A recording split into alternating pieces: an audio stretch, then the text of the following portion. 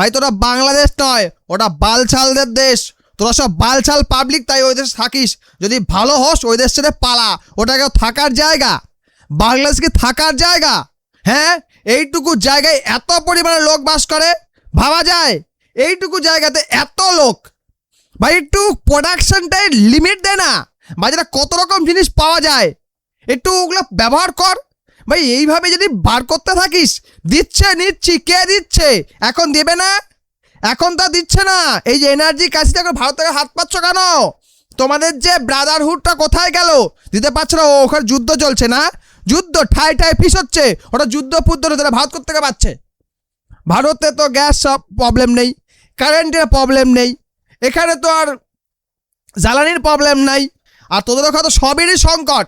Gas নাই, বিদ্যুৎ নাই, খাবার নাই, শুদ্ধ পানীয় জল নাই, চিকিৎসা নাই, কর্মসংস্থান নাই, মানুষের সুরক্ষা নাই। আছেটা কি? একটা বালের দেশ আছে যে দেশের কোনো দাম নাই। হ্যাঁ, দেশের দামও তো নাই, কিছুই যখন নাই দামও নাই। আহারে বাংলাদেশ পাগলাদের দেশ। আবার পাগলা বড় বড় বাতেলা মারে, ভারতকে আবার উংলি করে, ভারতকে আঙুল তুলে বলে তোদের থেকে আমরা অনেক উন্নত। হ্যাঁ ঠিকই কয়েছিস, ভারত তোদের মতো তো উন্নত নয়। তোরা হলি পৃথিবীর সবচেয়ে উন্নত দেশ, যার নাম কাংলাদেশ।